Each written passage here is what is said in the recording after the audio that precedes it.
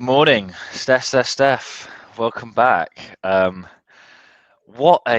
This is recording this on Sunday morning for those who are listening to this, and we're going to be actually talking about, again, it's a very sort of topical, probably a negative conversation, but unfortunately, with everything that's going on and how we're being pulled from pillar to post as a fan base, we're going to be really shining a light on management and effectively asking the question: how incompetent are they? Are they actually equipped to do the job effectively off the back of that 2-0 loss and the comments that Ibra said before and now what's happening after the game? So, Steph, I'm simply going to ask you, how fucked are our management?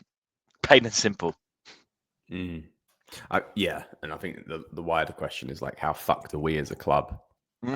Because ultimately, Rudderless direction. in any business, and I think this is the thing, is we are a business as much as we are a football club. The decisions of higher management dictate the future of a club, and it's a lot to go after it. And I think, and I kind of picked this up towards the end of the live stream last night, which I was just infuriated by so many things. But when we talk about the business, let's remember that there's multiple facets to that. There's obviously like the senior side that represents the majority of the club. There is obviously the marketing side. There is the revenue stream, and then there's also equally other facets like the Futuro side, and which we can easily get into that and how much of a shit show that's been this season. And then the overlay of that business is what we should consider when we consider what we're talking about here. And I think and equally probably the victims of that are the fans. The victims of that is no one's going to be unemployed other than hopefully some shit players being released and stuff like that. But like ultimately the fans are the ones that suffer because we're not employed by the club. We're the ones that have to, we put money towards the club, whether it's watching them on TV or equally buying tickets to watch games or season tickets or buying merchandise. We're the victims here and seeing what's being done to our beloved club, essentially being pulled from pillar to post and dissected from what was once a good project. Is now an absolute disaster. I am actually struggling on trying to find a good place to start on this. So I'm just going to pick the quickest thing out, which I know we've spoken about many times, which is what have we designed this project to be? And a lot of people have defended management as we started the season and we didn't start with the right approach, saying for them it's just top four, and obviously achieving that from a financial perspective is enough, which in itself is for me is a failure when you're representing this club. Then you go into the fact of that the matter of that we're not even looking like we're likely to get top four. So ultimately, as we've kind of alluded to, from a primary objective perspective, it's a failure. And it's not even just like the season's not finished yet, but that result last night was indicative on how poor they have done as a job to build a squad to even get the primary objectives, let alone build it, react to it. And that comes from two markets: transfer market in the summer and the transfer market in the winter. So they built a squad which they believe is good enough to get top four in Serie A. That in itself is not looking likely, and we're even 8th place right now. So that in itself shows you how far that has fallen off from, maybe the thought process versus the reality. And we are currently sitting here, near enough 20 days into the January transfer window, with not a single signing made, knowing where we were so short. We were short in midfield. Reinders and Fofana have played overtime, above and beyond of overtime. That's why they're fucked. And now fans are getting onto Fofana and Reinders' back. They are fucked. They are like knackered. They have not a single. Close to 3,000 minutes, aren't they? Or at least 2,500. It's insane. Yeah, I'll come on to like the difference between Juventus and ourselves, which Juventus in itself are having a shit show of a season when it comes to what they expect to do. But like the difference between what they could do last night versus what we could do is clear as day. Look at that bench. Yeah. The fact of the matter is, when you have depth to call upon, regardless if it's good, amazing depth or not, when they can slap on other players that can rotate positions and give and allow players to keep consistent energy going, that's the difference. And we started well for 20 minutes and we just burnt out because our players were fucked. But yeah, so the midfield, we knew that we were light there. the attack. It's an insult to squad building, to what we thought was probably the strongest facet of our squad, our attack. Two players for every position. 2 right wingers, 2 left wingers, 2 centre forwards, more than 2 centre forwards. We got still employed, and we've promoted Camarda, and we are in a position where the only options we have in attack are Tammy Abraham, Rafael Leao, and Jimenez, and Jovic, and Camarda. Morata suspended. Okay, that's for 1 game. Yeah. But they should have been looking at that going, Chukwueze's out injured. Pulisic has come back from an injury, and obviously he's dealing with fatigue. Fuck knows what's going on with Okafor. An absolute failure of what they've not done to react to the current moment. And then in defense, obviously, there's still questions over the fullback. There's probably the one position, to be honest, in defense where we're kind of covered, and we're targeting a right back, obviously. I do want Walker to come in, but it just sums it up when the closest player looking to arriving is a right back, where we don't need a right back right now. No, we don't. Everything about the squad build of this club, of our senior squad, has been a shit show, an absolute shit show. And then I can keep talking for days and days and days and days. And then I'm gonna isolate onto this point as well. Malik Chow has got injured after the Como game, and he might be out for a short period of time. But ultimately, Fikayo Tomori has played 5 games, 5 starts under maybe 6 now, actually, under Sergio Conceição. Conceição's come out saying that he wants to keep him. Tomori obviously wants to stay. And now we're reading that we are open to negotiating with Juventus to sell Tomori to them. There's so much there. There is so much, and we are so incompetent of it. So much. They just fucking beat us. Yep. We're competing with them, and at least we were competing with them for a top 4 finish. But now I think they're 6 points above us. We have a game in hand. We have sold them Kalulu. The pennies on the dollar. Fair enough. I wasn't too pissed off about that. But you should learn. That's a sample size of learn that a player at a certain time. Juve fans love him. I mean, your brother, my sister, they're Juve. They love him. They think he's great. I just guarantee you that. All right, great. Based off that, you probably think Tomori's going to go there and smash it as well, because it always resembles on where the project's at. I'm not saying Tomori's amazing, but that ain't the right sale to that club. It ain't right. Then you go, all right, we're going to entertain a loan with a right to buy. Are we fucking dumb? Are we dumb? Are we so fucking dumb? Yeah, you're going to have to back that payment to the summer. So what are we initially going to do with the money? We're not pulling any money forward from that, because you know what management is going to be like. The books, it's always going to be what's on the books, not what's going to be what we're going to basically earn in the summer, because we don't think that way. So we're basically letting go of a player. And we could be letting go of a player because Tomori's not sold this. It's just infuriating, the rumors that you're hearing.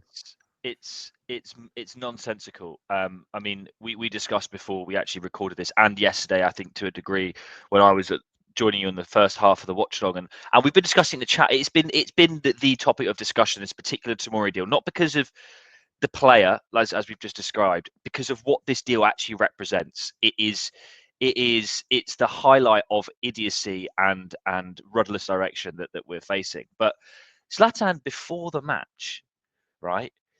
Before the game, came out and said Tomori's one of our players. He's staying, basically, no problem. Whatever.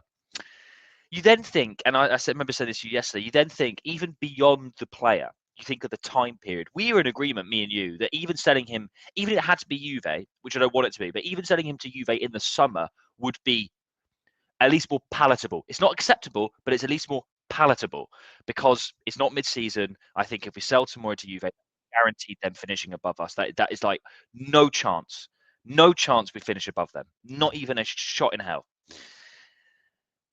Why would you do it mid-season, right? Why are you doing that with a bloke who, again, I'm going to talk on the human element, and I said this yesterday, he speaks fluent Italian now. Tomori's Italian's fantastic. We've got a little bit of an English contingent that we're probably keeping, a few of them. Tammy's probably going to stay because his management are clueless on who's actually quality enough to be a Milan player. He'll be staying. You've got Loftus-Cheek, who's bumming around. Who else we got that's English? Kyle Walker coming in, who he can barely speak English. He'll probably need the help of Tomori. You've got someone there who mid-season will help assimilate these players, help Kyle Walker get settled in quickly if he's even got to play. But management aren't looking at it like that. They're going 1 in, 1 out. We need the money. Why do we need the money? Do we actually need the money? We post profit 3 years in a row. We're growing. Our books are great. We've got none of that FFP bullshit over our heads anymore from starting this summer. Where's this now? We need the money. Where's this spin? Where's this narrative? I just think, like you said, Steph, that they're incompetent in every single way, and we are going to rant about it. It's going to be a rant episode. I'm sorry, but I think we've got every fan is probably feeling how we're feeling. Where is this coming from, and where's this direction that we're hearing through the media? This is something as well that I want to speak on. It might be slightly detracting from the point, but I really want to get your opinion on this. Every other big club, I'm talking sort of, I guess, Napoli to a degree, in terms of having Conte, but Juve and Inter obviously have real protection in the media. You know, when Motta was doing really poorly, the narrative wasn't Motta doing badly, this and that. We've got no protection. Our management don't seem to want to pander or play the game with the media that you have to play to protect our club, to protect the vision that we so have. We're just being dissected internally and externally in every single way. It's mad. There's the scary thing, and this is a scary situation to be in. And look, if people don't want to hear about this, then don't listen to this video. But ultimately, you need to wake your eyes up to. We're a company, and a company like Milan are only as powerful as the management at the higher top, like any company is. And the problem is with the company that management keeps, of incompetency across the board. Sorry, my dog's just got a squeaky toy. Is that they aren't going to sack each other. No one's going to go, Ibra, you're fired, because Cardinale doesn't give a shit. No one's going to go, Forlani, you're fired, or Scaroni, you're fired, or Moncada, you're fired, because none of them give a shit. They all think they're doing the right job. And none of us know what that fucking job is. That's the scary thing about it. It's the fact that they are protected from themselves.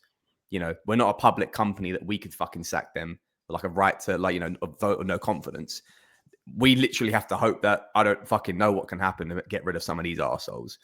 And they are arseholes between the fucking fantastic five of them. Absolute, just sheer levels of incompetency through scouting, through squad building, through what they're saying to the press, through what they're saying about like the coaches they hire or the players they think they everything about it is fucking awful. I was about to go on a tirade about Tomori, so my dog's crying as well. He's that pissed off about it. It's just ridiculous. Let me just pick my dog up quickly before I get my thoughts back. One sec. Yeah, no, it's a nightmare.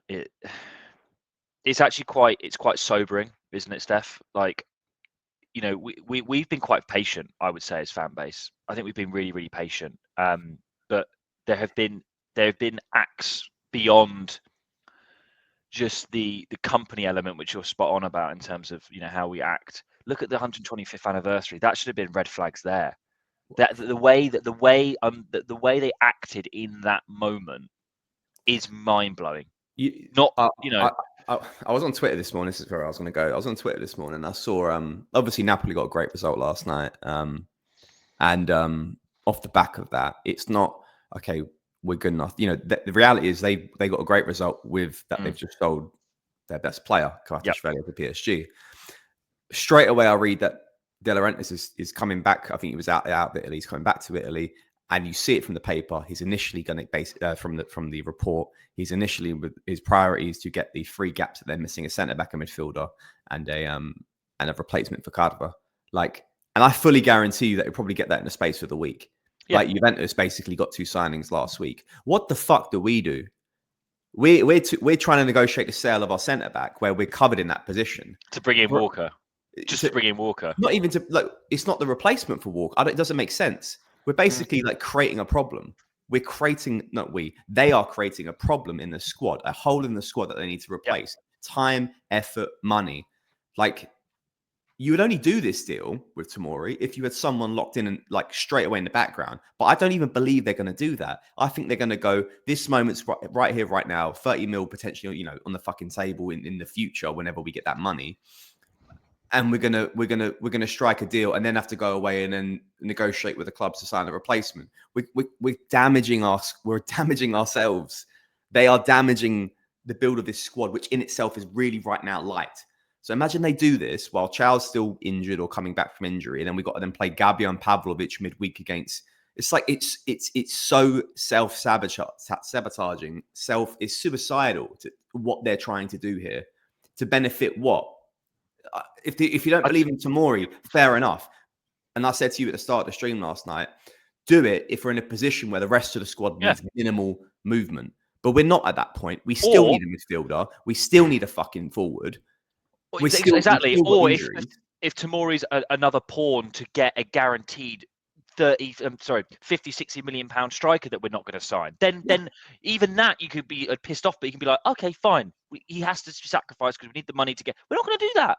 We're not. Yeah, that's the point I was as well. Like, all right, 30 mil, great. Like, it's a bit of money, yeah. Especially in the right scenario, we could do a lot with it, which we know in ourselves we have not. Yeah. This management have not done a lot with that sort of money.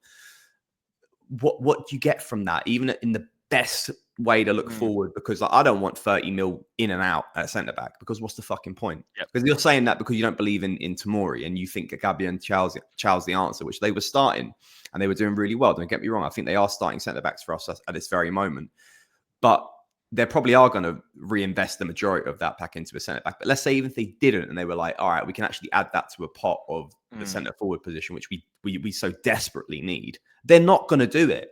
They are not going to sign a centre forward. And who is that centre forward they're going to sign at this very moment of time? João Felix on a loan with option. Could you imagine? Do you not know? Honestly, that is what's rumored. We're doing this. Yeah. To bring I'm all for Felix in, but like that but not for the sacrificing Tomori. Do you know what I mean? No way. To you, mate. It's just the more you think about it, you sit and you actually think about it. You think, if this was to Newcastle, okay, weren't Newcastle in for like almost double that, or at least like 40, 50 million for him in the summer, something like that. It's mad. I'm out. A lot of people can sit here and go, "Oh, you do the job if it's that easily." I feel like I could do a fucking better job. I think I could do a better job from a logical perspective to help build a squad. Like, we clearly, we've needed it for so fucking long to basically like not keep spending little dregs of money on shit. We've just needed to and like just hold back that payment and then slap fucking 60 to 80 mil on a centre forward. We are in so desperate need of a focal point up front to make us the difference maker, to make up for a lack of quality across the rest of the squad. And that goes against our project for some reason. But the project in itself contradicts itself, because all we hear about is we sign players of a certain age and then they have resale potential because of the contract they're on. And then we're going out and signing Kyle Walker. And then we're going out and signing Alvaro Morata. And then none of it make fucking sense. I think they make up as they go along. And we keeps coming back to, what is this management? What do they resemble themselves as? And that is AC opportunity. They literally have got no strategy. There is no strategy, because like, if the players we are signing is to eventually flip them on for a profit, which none of us want as fans, and obviously we're happy to see some players like the likes of Reinders and etc. linked to renewals, and they hopefully do get renewed, and we want to keep these players because as they grow in quality and grow as studs within the squad, and at their time at the club. But like, some of us want more than that, but like, it just none of this makes any fucking sense. I'm completely like running out of excuses to try to defend this direction of a club, direction that this management is taking this club. There's none. There is none. That's top four. I'm really worried. I'm really worried on what happens. Like, if this is happening now whilst we're in Europe, whilst we're in top four in Champions League, what happens in the summer? And that comes from, who do we sell? How do we, and what do we reinvest into the squad? It's just such a rudderless direction. I'm just infuriated by everything, from Cardinale to the other four fucking idiots, the Fantastic Four imbeciles. There's nothing there, man. There's nothing there. And over time, as this opportunity goes and this momentum drops, and you start to lose the passion of the fans, you also then start to lose the marketing benefit as well. And I'm struggling to see like where we turn this around unless there is like drastic change in management right now. Yeah, look, we're negative because I think we've been quite positive as a fan base up until this point, especially when you bear in mind that we've had 3 different managers in what, 12 months, 13 months now. Look, things can happen quickly in football. Things change quickly in football. I'll look at a club like Chelsea, for example. They came from one season being like one of their worst ever to, okay, it's dropped off recently, but now it looks like their project is taking off. But the thing is, they stuck with what they were doing. They didn't. They had, whether you believe it or not, some kind of competent people in the background, and they've built on it and they've made progress. The problem with Milan is we change. It's constant changing of the strategy. It is. How will I describe? I'm trying to think of an analogy here.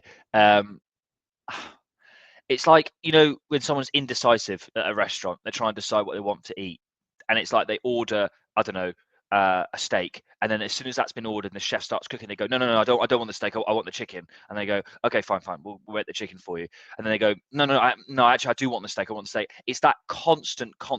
I think we're losing trust in negotiations that we're doing because we can't fucking negotiate to save our lives. We're losing it from the fan base, the players as well. I mean, we were discussing this on the chat. How must the players feel? They're getting, from one moment they had a guy in Fonseca that probably had the people skills of a wet fish. Like, we know that he wasn't good with the players. To then getting, but ultimately they were berated in a way by him. We know that. Then you get Conceição, who might be a little bit more motivational in his beration and his, like, the way that he talks to them. But again, they're being pounded and pounded and pounded. There seems to be no protection from the guys above in terms of, like, these are our players. And as soon as there's sort of a sniff that one of our quality players is going to be bought, we go, yeah, fucking sell them. They must feel like pawns. They must sit there feeling, what's the point? 6 months, they're just getting whacked from literally from place to place. Performances drop. It must be so hard to be an AC Milan top level player right now, where I know there are issues with some of our players not putting effort in, but I think that's done now. I really don't want to entertain that, to be perfectly honest. They're being driven into the ground, like we discussed at the start, with Fofana and Reinders in particular, in terms of the minutes that they're playing. And then they win against Real Madrid under Fonseca. They win against Inter in the Supercopa again under Conceição. And then they put limp dick performances. And again, honestly, I don't even blame them. I think they must think, what's the fucking point? Imagine if we worked for a company that was like this. You wouldn't know if your job was safe. You literally wouldn't. You'd be a top performer, been at the company for 4 or 5 years, i.e. Tomori.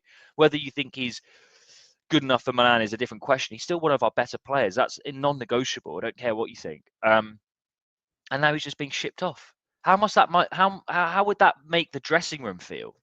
That the whole ambience, the whole thing, like you said, Steph, this is a company. You've got to look at it from a company lens. Imagine if we worked for Milan right now, as what we did in our current jobs, and you smash, you won the targets 2-3 years ago under the Scudetto, and then you come into this, you'd be like, what the fuck? You want to jump ship? Like, no wonder the heads are dropping. No wonder that the performance is inconsistent. Do you know what I'm worried about, Steph? I don't think we've spoken about this. I'm worried Conceição might be like, I can't be asked. I honestly do think that. I think he'll do the end of the season, but I think after that he'll be like, look, I'm happy to stay because it's Milan. He clearly loves being at Milan. It's a big club, historic, etc., etc. Biggest club of his career, whatever. I think he might be like, look, if I'm not getting this, and this, I'm gonna leave, lads. Sorry, it's just not worth it.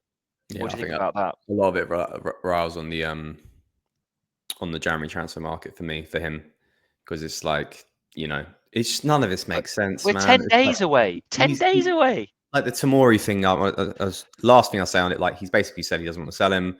If they then go on to sell him, that's basically like, there needs to be alignment across what management are doing versus what the coach wants versus, how he's then controlling that squad. And you made a good point just on, like, I guess, how should people in the squad feel? And I think we go back to a moment of time, which was that summer market when the reality of the majority of the change happened.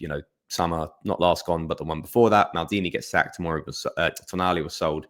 Ibra retires, And fucking, I hope he just stayed out of retirement as well and just stayed into his little fucking hole and did Mm. interviews. But that is a moment of time where we made a decision on selling one player to getting a lot of value, to bringing in multiple players to basically address the depth of the squad. We were calling for depth for ages.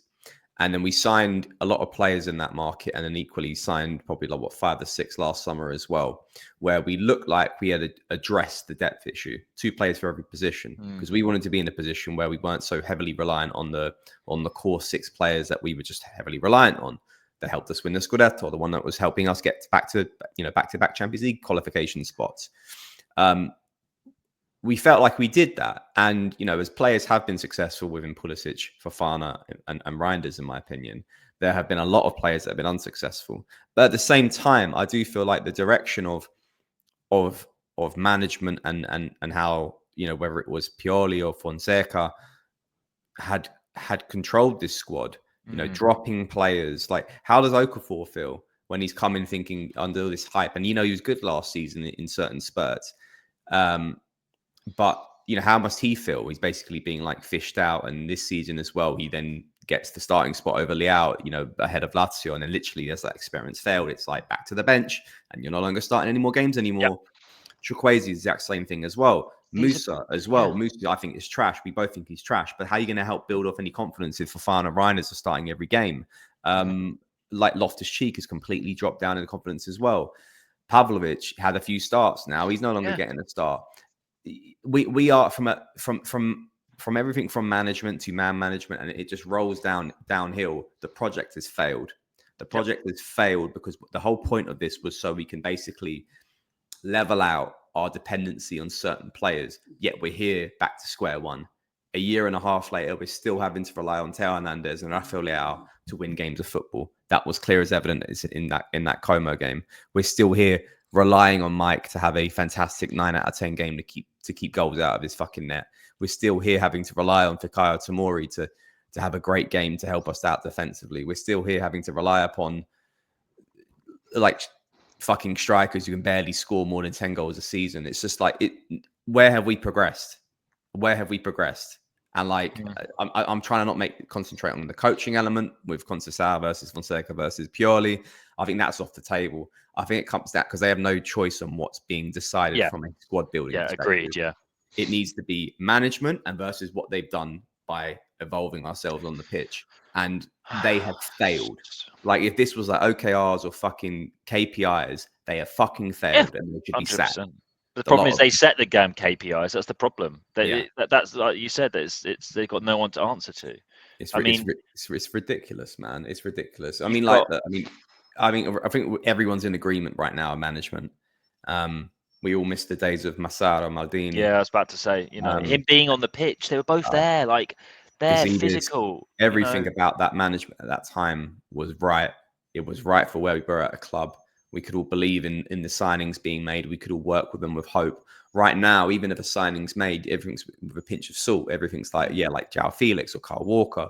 They're bigger names, but it's always this kind of asterisk against it. And we're all equally thinking negatively, as opposed to us signing players like, Macias and shit like that. And they were trash, but like, at least we could back it from and we understood why. The communication was clear. We got these players because we didn't have the money. We didn't have the recurring Champions League spot. We got it. Like, we were annoyed about it, but we got it, and we backed the boy. I remember his goal against Atletico Madrid, that header. I've never been gassed for a guy who used to deliver fridges in my life. That was unreal. Do you know what I mean? We knew he wasn't Milan quality. You make a great point, but it didn't matter. Now, the communication, what we're trying to hear as fans, I think we're being taken for mugs, if I'm being perfectly honest. I think we're taken for mugs. That's how I feel anyway. And yeah, maybe the Curva Sud and potentially other fan bases, obviously in and around Italy itself, will actually start using their voice a bit more, because there's one thing Cardinale does not like, and he does not like the protests and the pressure. So I think turn it up. Yeah, dial it up. Like, I look at those 5 people, and I'm so pissed. I can't look at a photo of them without being so angry. I mean, you're lucky to see a photo of Cardinale, because what owner does not rock up to any games like he struggles to do so. The 125th year anniversary, the Super Cup. Where the fuck are you, bruv? Where the fuck are you? Doesn't And I care. said this last night. He's too busy trying to fucking fiddle around to get money up for his debt. He ain't paying that debt back. He ain't paying that fucking debt back. What belief do you have in an owner that isn't going to be here for probably the medium to long term? For me, it smells like the whole Chinese ownership shit again. But, And he got an extension, but I ain't fucking staying around. This fucker's yeah, trying to flip it on a profit. Elliot will get the club back, and this is really, if you really boil it down, if we're looking at the economics of it, this is where, as much as Elliot, because under Elliot we had obviously the Gazidis, as you said, Maldini Massara, but the reason why Elliot sold it to Cardinale is to get more interest on the payments, to get more money. That's it. They also don't really care. So why didn't they sell it to Saudi? Because Saudis would have bought the club outright, but they know for a fact they can get more money out of this fucking Italian American idiot, because he ain't got the money to pay for it. So they'll just raise the interest and get more and more money out of him. They don't want an upfront fee. They didn't want that. They want continuous millions to come into their accounts. They don't want a large cash injection. They're asset managers. They don't care about that. Mad. It's mad. Like, where do we go? Like you said, let's say this does fail in 2 years from now, or a year, or God knows, maybe even 6 months, they pull the plug on it. It goes under Elliot, and then what? Like, yeah, it's quite dire. Yeah, I remember when Berlusconi his last like 4 to 5 years, I was kind of like ashamed on what he couldn't do no longer as an owner for Milan, and I sat there as kind of ashamed in like Italian ownership. I think if you're American and you see this right now, what Cardinale is doing, you should be ashamed in American ownership on what should be a proud piece of, owning an element of such a historical football club. And so, look, don't get me wrong, some owners do it right. The one that owns Fiorentina is doing, owning that project in a great way. And there are some better examples, but like Cardinale has been an absolute failure. Elliot has been great, but they're different. They're an entity as a like a bank and some shit instead. But like as a singular owner, he is an absolute fucking disgrace. He's a disgrace. And then I just want to cover quickly on the other four arseholes. The first one is the easiest one to go after, which is Ibra. Clown. Doesn't know what he's doing. Learning on the job. No one knows what he does. Yeah. No one knows what he does. And we all watched that clip of the Super Cup and him, doing his speech, and he's just like, "Fuck off, man." I'm done with that now as well. Like, it's just, it was cute 2 years ago. Now it's done. It's done. And he's too busy. They're whoring you out, basically making videos of speed. Like, it's just ridiculous right now. He is looking such like an embarrassment of a figure of what was such a respected legend of this club, has completely and little by little, week to week, ruining his image of the club. Yep, 100%. Whereas Maldini was from top to bottom, player and then post player, a legend of what he did. And he's lucky because he got out at the right time, it looks like. And I mean, the other three arseholes, Moncada scouting.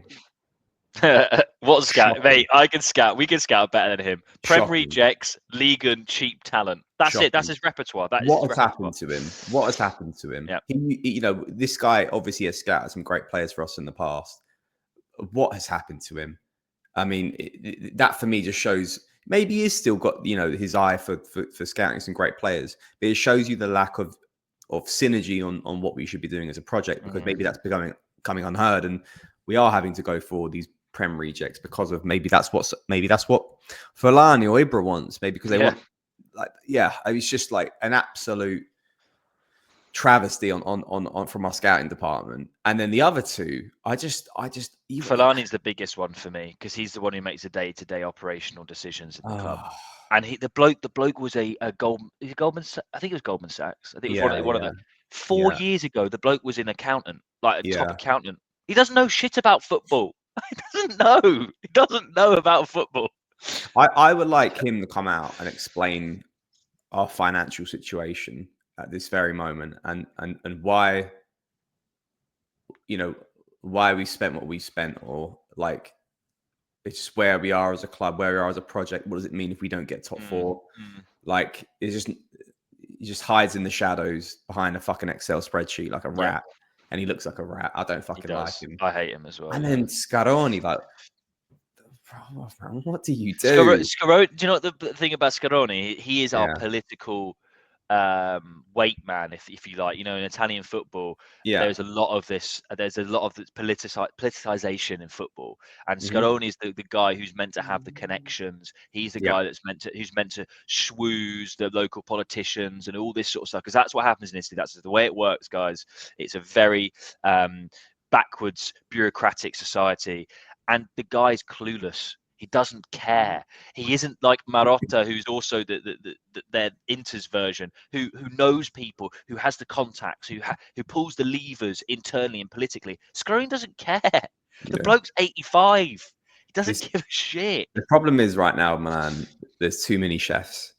Way too many. And they're not even chefs. They're all fucking. They're not even sous chefs. They're pot washers, mate. They're bus boys, man. They're bus boys. That's what they are. Like, I remember when I was growing up, and it was obviously Silvio running the club, and then you had obviously Galliani, legend, and then Braida, which was like, for me, you knew exactly who was doing what, and from top to bottom, from owner to COO, whatever it might be, like, everyone fucking knew their roles, and there was synergy on what we're doing as a club, and that was even if we had money or we didn't have money. And that's why Galliani was still somewhat remotely successful with some of his banter era signings. Even he was able to kind of like get signings from the likes of Genoa, because like, even regardless of lack of funds, lack of money, and Berlusconi wanting out and wanting to find a buyer, he was still able to get some business done, because he had that clout from just historical leverage of being what he's doing. Right now, we have 4 people who are severely underqualified in doing this job for a club like this magnitude, and it's evident. It's evident. And look, I mean, anyone watching this, maybe you just fed up about talking about it, but like, this is the scariest part of our club right now, where I don't see how the 4 of these fuckers don't get axed, and they should be royally. And that's the only, and that, for me, whenever that happens, is the only time we can actually get this club back on track. But also, the owner needs to go as well. For me, the owner needs to fuck off. I'm done with this project, man. I'm done with this. Like, because I'm already seeing it right now. We've gone 2 years back. Everything we do, from squad building to evolving as a club, and whatever objectives we want to hit, everything has gone back 2 to 3 to 4 or 5 years now. It's like everything has gone backwards. So now we have to be patient enough to go, hopefully, if everything works, to go backwards, to go forward on this project. But we've just gone so far backwards, whilst other clubs have gone forward with it. Have coaches that they believe in, head coaches that they believe in under long-term contracts.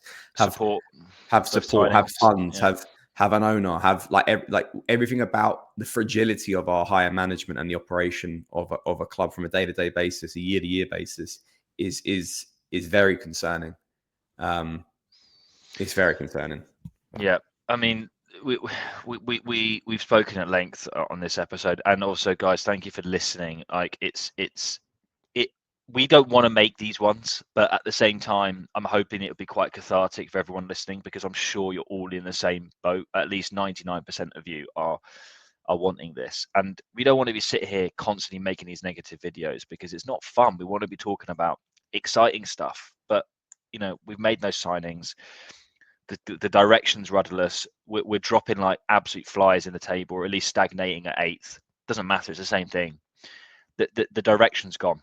And, we don't want to be talking about it, but ultimately we want to get what you guys think. So please, let us know. I'm sure there are things that we've missed. And I know Steph and I could probably talk about this for another 45 minutes, to be perfectly honest. But, we'll end it here for now. But at the same time, get involved. Help us. If there are things that we've missed from a positivity perspective, let us know. But at the same time, I think we're both done. We're both done with this season in particular, and where the project is right now. I think we've been very patient as a fan base. I really do. I think if we think of all the different changes we've had. So, yeah, well, I think we'll leave it there. Thank you for listening, Steph. Any last thoughts before we wrap this one up? Not really. I think this moment in time, just I get flashbacks a little bit to because we're still looking like we're going to get out of the Champions League group stage, and this moment of time reminds me of, I think it was like 2013 when we got through and we got our asses kicked by Atletico Madrid in the knockout round. Yeah. And then obviously like the rest of the banter era sort of unfolded. This moment of time reminds me of that. It's almost as if you can see what's coming. Yeah. The train's coming, like the train's coming towards us. Yeah. It's like that sort of thing. Yeah, I agree. It's, and although I'm not going to disillusion myself, even if we get a top 8 in the Champions League, like we're going to get our asses handed to us in the next round. I've just got no belief on the stability of our club. And then I'm just really not looking forward to this summer. But like, here we are. It is what it is. There's 2 weeks left of the window. Let's hope that they can surprise us with something. But just, I think we're all really fed up right now. We're all really fed up. And the more I think we can do as fans, I'm not trying to make this an AFTV movement thing, but the more we can do as fans to protest it, obviously I'm guaranteed that Club Sud will be protesting midweek against Girona or maybe against Parma on the weekend. The more they can do there to make it known that they are unhappy, the more that can be done on socials, everything. I think we can see that there's a lack of engagement with the club right now, from a happiness perspective, but they just can't get away with this shit, man. They just cannot get away with this. And that has to come, guys, from everyone to stop eating into the commercial pie that they are feeding you.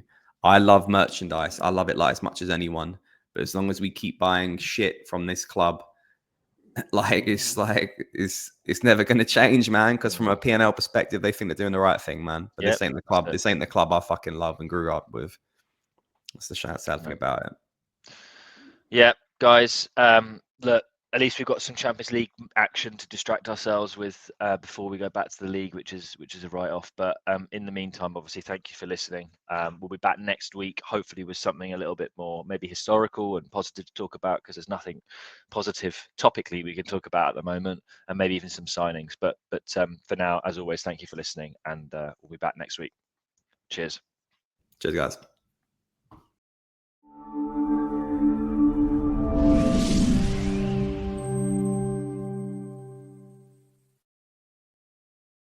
Mate, that was